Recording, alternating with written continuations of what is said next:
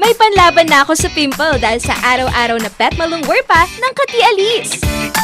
Say hi to a new confidence with Kati Alice. Narito na ang mga nagpapagang balita.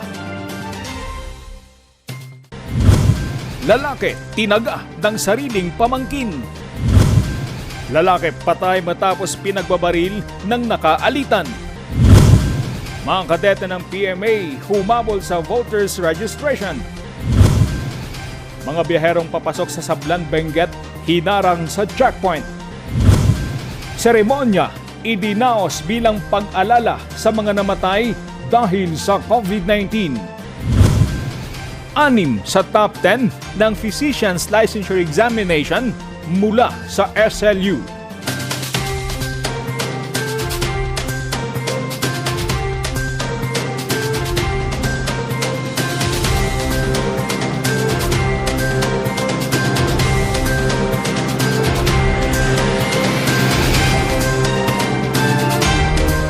Live from the studio of RNG Luzon, this is Luzon Headlines.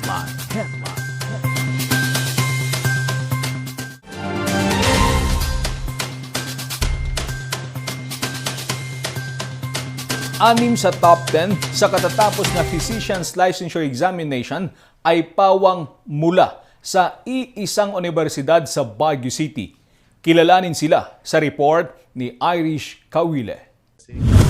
Hindi maitago ang mga ngiti at saya sa mukha ng magkakabatch na ito. Dahil hindi lamang sila nakapasa, kundi nag-top-notcher pa sa katatapos lamang na Physician's Licensure Exam.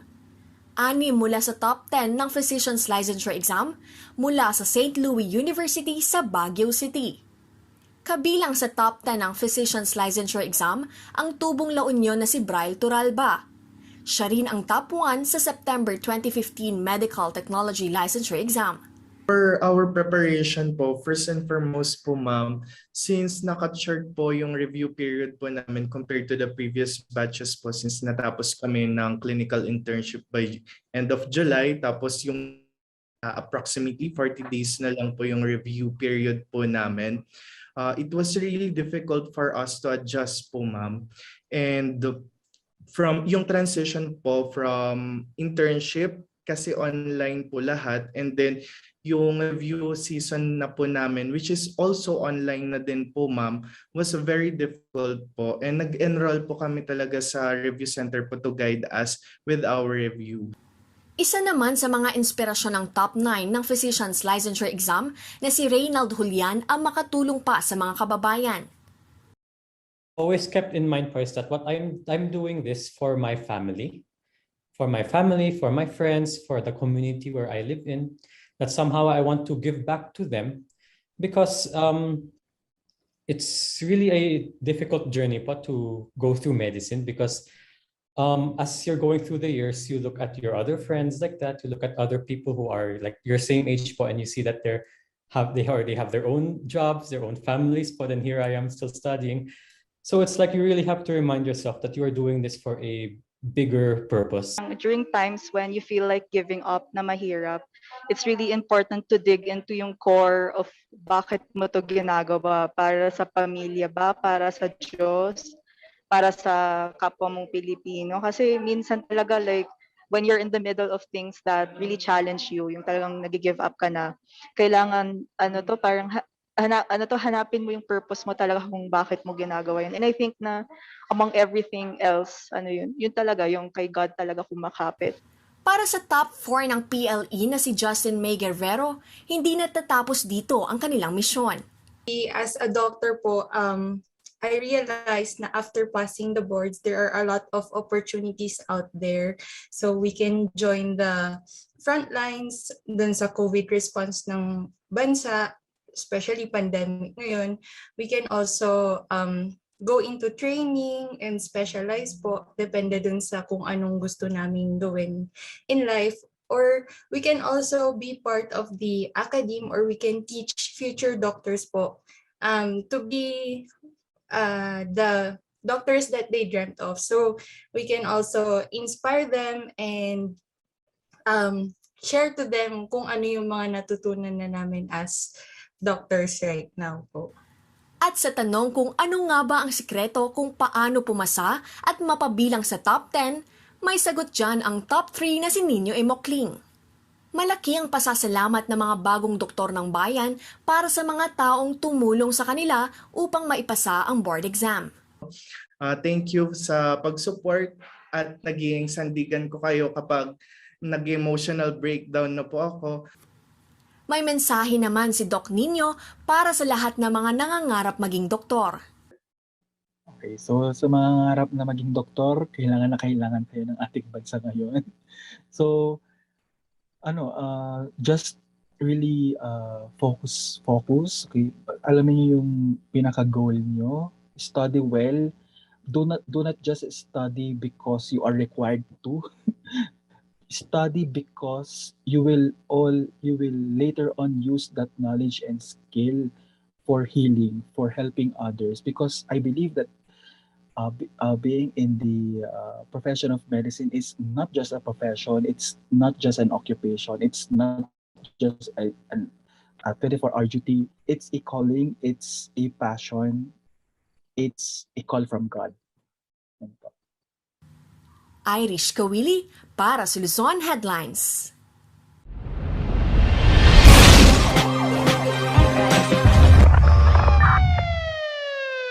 Lalaking lango sa alak, tinaga ang sariling tiyuhin. Ang detalye sa report ni Mary Joy Alvarez. Pasado alas 9:30 ng gabi noong Sabado, tinaga ang isang lalaki sa barangay Dorongan, Kitakit, mga Tarong, Pangasinan. Kinilala ang biktimang si Silverio Castañeda. Sospek sa pananaga ang mismong pamangkin na si Gilbert Castañeda. Bali mag-tsuhin po ito. At ang nangyari po ay pumunta po yung ating biktima doon sa bahay ng kanyang ama. Tapos bigla din pong pumunta doon yung suspect natin na magkakapitbahay lang. Kainom po kasi itong suspect kaya tinaga po niya ng 2 beses itong biktima natin. Ito po kasing suspect, ayun, pag sobrang kalasingan, hindi na niya po alam yung ginagawa niya. Wala naman po silang alitan, kundi yun lang, dala lang ng sobrang kalasingan nung suspect po. Nagtamo ang biktima ng sugat sa likod at sa kanyang kaliwang siko. Agad naman itong dinala sa District Hospital ng Bayan at agad ding nakalabas matapos magamot. Agaran ding nadakip ang suspect pagkatapos ng insidente. Na-recover ng mga pulis ang itak na ginamit sa pananaga. Pinilabas din po kaagad dahil sa mababaw lang naman po ang mga tinamo niyang sugat. Yung naman pong suspect ay kaagad naman pong nadakip. Kahapon po, nagharap po sila sa fiscal's office para sa isang inquest proceeding, pero dinismiss po ng piskalya kasi parang nagkasundo na rin po sila doon sa fiscal's office po.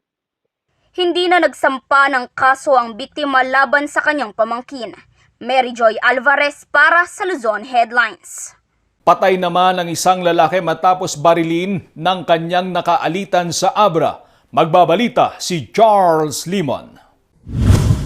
Dead on the spot ang lalaking ito sa Dolores Abra matapos pagbabarilin alas 10:30 ng gabi kagabi. Nakilala ang biktima na si Peter Ola, 28 anyos mula San Juan, Abra. Nakilala naman ang suspect na si Ranji Bergonia, 33 anyos at residente ng Dolores Abra. Sa investigasyon ng pulisya, galing ang biktima at suspect mula sa burol ng kanilang kamag-anak. Pero nagkaalitan ang dalawa na sanhi ng kanilang pag-aaway. Dahil dito, binunot ng suspect ang baril nito at pinagbabaril sa dibdib at tiyan ang biktima. Tumakas ang suspect pero agad ding nahuli sa isinagawang manhunt operation. Nakuha mula sa crime scene ang 3 basyon ng 9mm na baril. Naharap ngayon ang suspect sa kasong murder. Charles Nicolimon para sa Luzon Headlines. Sa iba pang balita, Habang papalapit na ang pagtatapos ng voters registration, humabol sa pagpaparehistro ang mga kadete ng Philippine Military Academy. Magbabalik sa report si Charles Limon.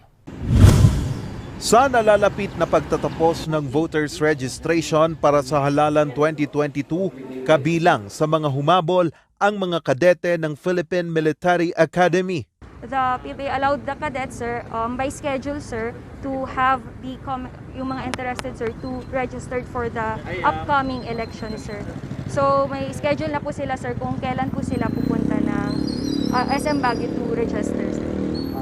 Kahapon, aabot sa 75 mga kadete ang matyagang pumila sa COMELEC voters registration para mapanatili ang quarantine bubble ng mga kadete.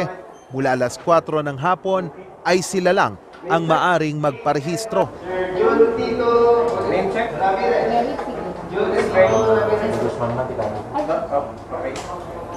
Finally, they agreed to a setup na from 4 p.m. onwards, 75 lamang sa kanilang mga kadete ang pwede nating i-accommodate on top of the daily quota of 300.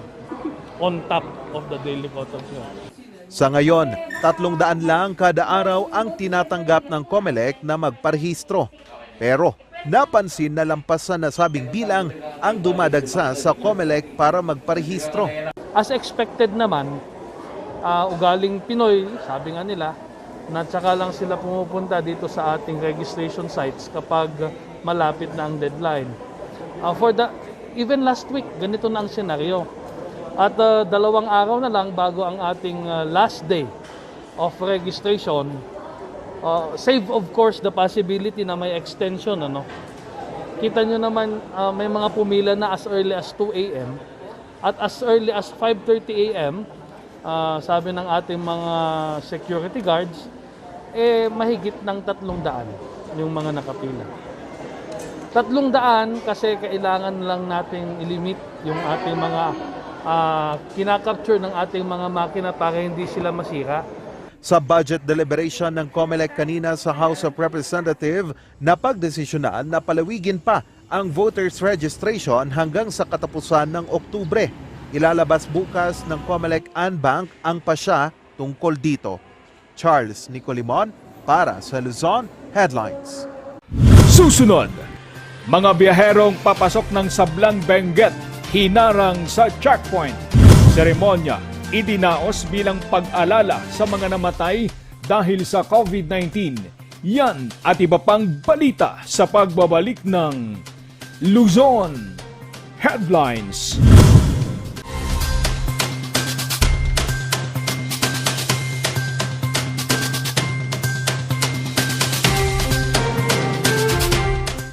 Only barbecue, only grill, only side dishes, only additional dishes with only charcoal barbecue. Indulge and choose from our 8 types of meat. Beef samgyeopsal, pork samgyeopsal, spicy samgyeopsal, tender flavorful moksel, pork barbecue, spicy chicken, and chicken barbecue. Don't limit those cravings and go all out with more than 20 additional dishes. From ramyun, soy sauce chicken, fried chicken, dumplings, kimali, tteokbokki, chop suey, spaghetti, macaroni salad, kimbap, vegetable salad, cookies, doenjang soup, egg soup, sweet and sour pork, and many more to satisfy your appetite. Top your foodie experience with unlimited side dishes to choose from with a variety of vegetables, finger foods, noodles, spices, and many more. Best experience with family and friends. Treat yourself and visit us now at Samgyup Pocha, located at number 2 Leonard Wood Road, Manuel A. Rojas, Baguio City. Open from 11 a.m. to 10 p.m. Redefine Unlimited. Coronavirus. Dahil dito, may mga bagay na hindi mo na magagawa. Ngunit, may katuwang ka. PDA or Pau de Arco Herbal Capsule na may antiviral quercetin at immunity booster. Mag-PDA or Pau de Arco Herbal Capsule araw-araw para iwas sakit, iwas virus. PDA. Proteksyon, depensa, alay sa kalusugan. PDA or Powdy Arco Herbal Capsule is available in all leading drugstores nationwide. Another quality product of Aldrich Corporation.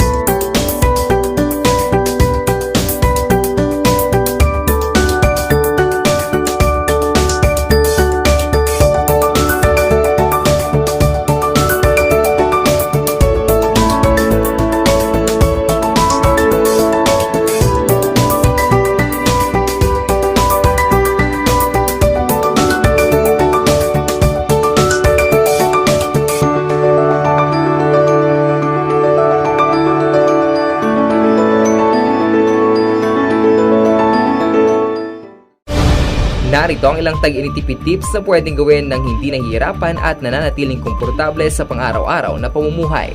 I-defrost ng ref kapag lampas na sa 1/4 pulgada ang yelo. I-check din mabuti ang pinto ng ref para masigurong hindi tumatagas ang lamig. Bawasan din na maggamit ng maraming ilaw. Linisin at tanggalin na lang dumi at alikabok sa mga bumbilya para mas maging maliwanag ang mga ito.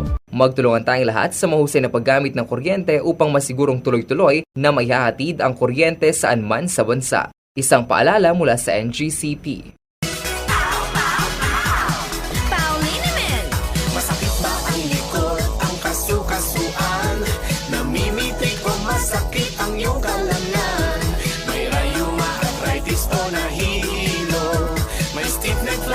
So masakit ang ulo sa pauliniment yung haway garantisado. Pauliniment, isang pahid ka lang. Dahil walang out sa PAW!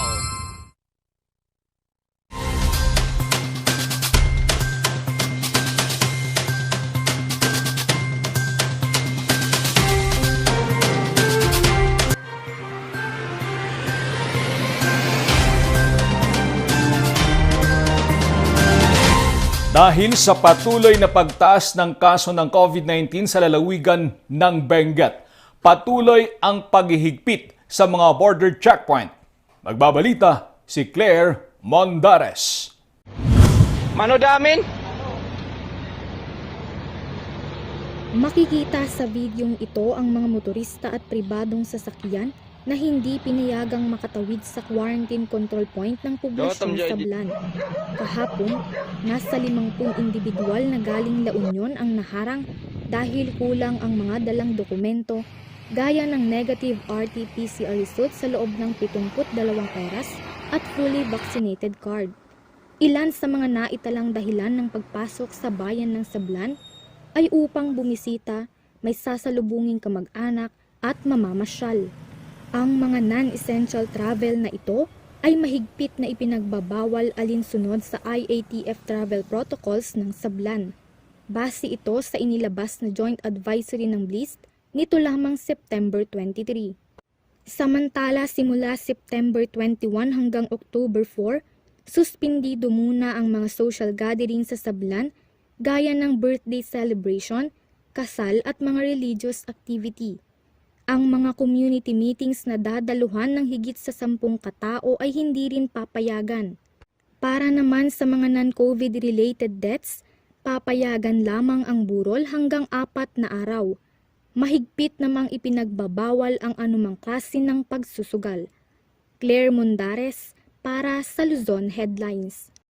Sa Ilocos Norte, nagdaos ng seremonya ang pamahalang panlalawigan bilang pag-alala sa mga pumanaw dahil sa COVID-19. Ang detalye sa report ni Christine May Terado. Sa halos 2 taong pakikipagsapalaran ng ating bansa sa COVID-19, nakalulula na ang bilang ng mga nagpositibo sa sakit. Nakapanlulumo na rin ang bilang ng mga pumanaw. Ilang frontliners na ang binawian ng buhay dahil sa tawag ng tungkulin. Maraming mga anak ang naulila sa magulang, mga magulang na nawalan ng mga anak. Halos 400 na ang kabuang bilang ng mga namatay sa Ilocos Norte dahil sa virus. Bilang pag-alala sa lahat ng pumanaw dahil sa COVID-19 sa Ilocos Norte, isang taimtim na seremonya ang idinaos ng pamahalaang panlalawigan. Nagtirik ng mga puting bandila sa harap ng Kapitolyo at dala ang larawan ng mga pumanaw, dumalo ang naiwang pamilya ng mga namatay. All these flags are laid out. I think it's a worthy reminder for all of us of what we've lost, and it's only befitting that we continue to fight and we continue to try and protect as many lives as possible. Ang seremonya ay isang paraan ng Ilocos Norte bilang pakikisimpatya sa naiwang pamilya ng mga yumao. Nagbigay daan din ito upang makapagpaalam ang mga individual na hindi nagawang ihatid sa huling hantungan ang kanilang mahal sa buhay dahil sa mga quarantine guidelines na dapat sundin. Us remember our frontline heroes who have made the ultimate sacrifice by protecting our beloved Kakailian during this pandemic. Together, we pay tribute to all Ilocanos who have succumbed to COVID-19. In their honor, let us continue our efforts to safeguard every Ilocano. Tuloy-tuloy ang mga isinasagawang hakbang ng Ilocos Norte upang mapigilan ang pagkalat ng virus sa probinsya para wala nang dumagdag pa sa bilang ng mga namamatay. Christine May Tirado para sa Luzon Headlines. Kamakailan lang ay nakapagtala ang La Union ng mahigit 300 kaso ng COVID-19 sa loob ng isang araw. Sa harap ng pagkabahala ng mga residente at mga frontliner, nananawagan ang gobernador ng lalawigan na manatiling matatag. Magbabalita si Ran de Guzman. September 25, pumalo sa 308 ang naitalang bagong kaso ng COVID-19 sa La Union. Ito na ang pinakamataas na naitala sa loob lamang ng isang araw. Labis itong ikinababahala ng mga frontliners sa lalawigan. Frontliner, nababahala rin kami dahil pati kaming mga frontliner ay nakahawaan na rin.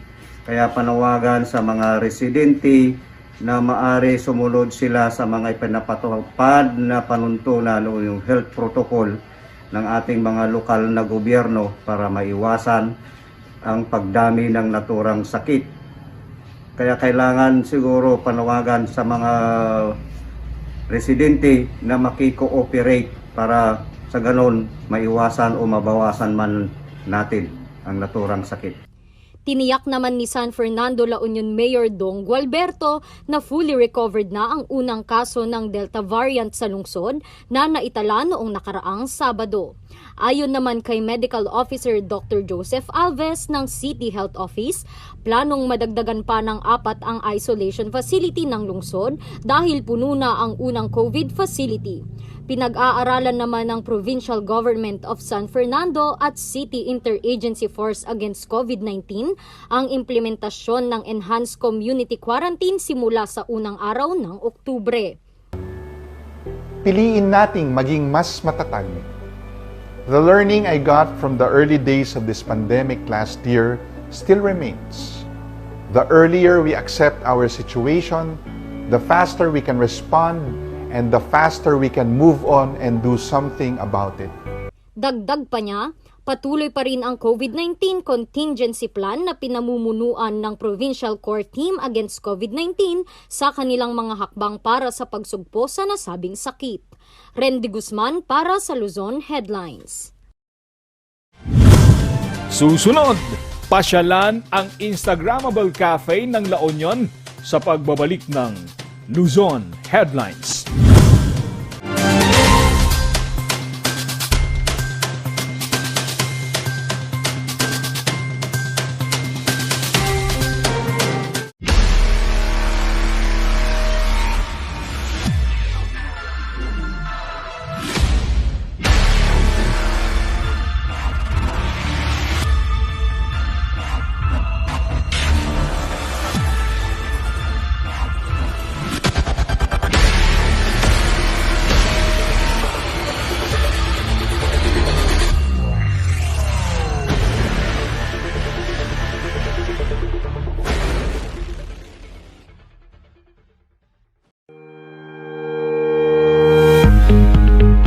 Baguio Country Club, the first and only 5-star mountain resort in the Philippines, is fully equipped and ready to welcome you back. The club has thoroughly worked on adapting to the new normal. The usage of any of the facilities and amenities of the club is governed with specific rules, regulations, and procedures in accordance to the medical, physical distancing, and disinfecting protocols. And as you return back here to your second home and make new memories with us, we assure you that at the Baguio Country Club, you do not have to worry because we can assure you that the club continuously puts great importance to the health, safety, and wellness of its members, guests, and employees.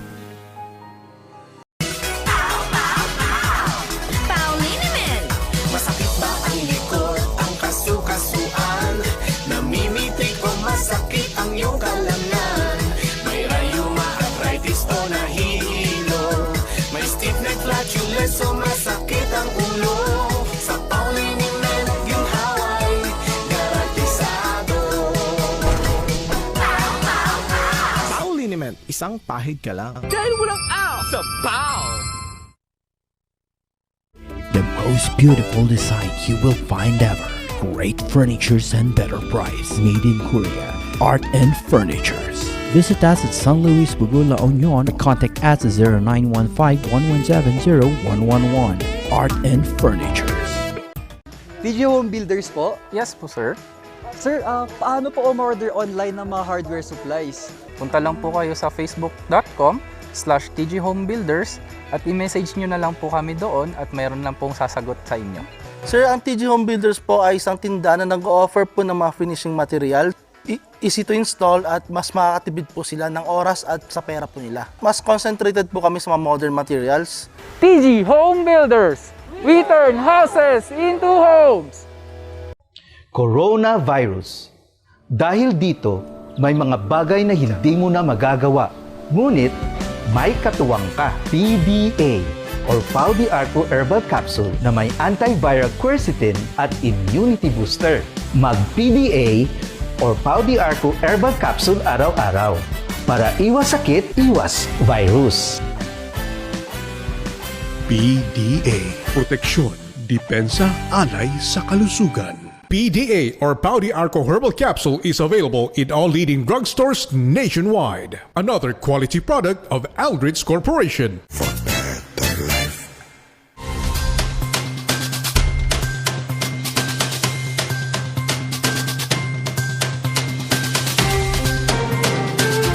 Isang cafe sa San Fernando City, La Union ang binabalik-balikan. Kung bakit, alamin sa kwento ni Irish Kawile. Mapapa-I love local ka talaga sa bagong hangout place na kagigiliwan ng mga Iloccanos. Ang Instagrammable cafe na ito sa San Fernando City, La Union ay swak sa mga magbabarkada. We made a new line of drink, so it's called the Immune Booster Series. So ito naman, we have yung yogurt, which we know of course has probiotics, which is good for our gut health. And we incorporated fresh fruits. So it's ice blended yogurt and fresh fruits kasi para meron tayong panlaban sa virus and pampalakas ng resistensya natin. At the same time to also offer something for those who are very health conscious. Talagang kakaiba at healthy ang offer ng cafe na ito dahil sa mga kakaibang sangkap.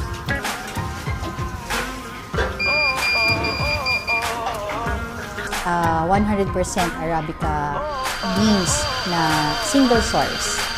So we make it a point to get our beans directly from our coffee farmers po. Proud local din ang negosyo na ito kaya't garantisadong puro at may puso.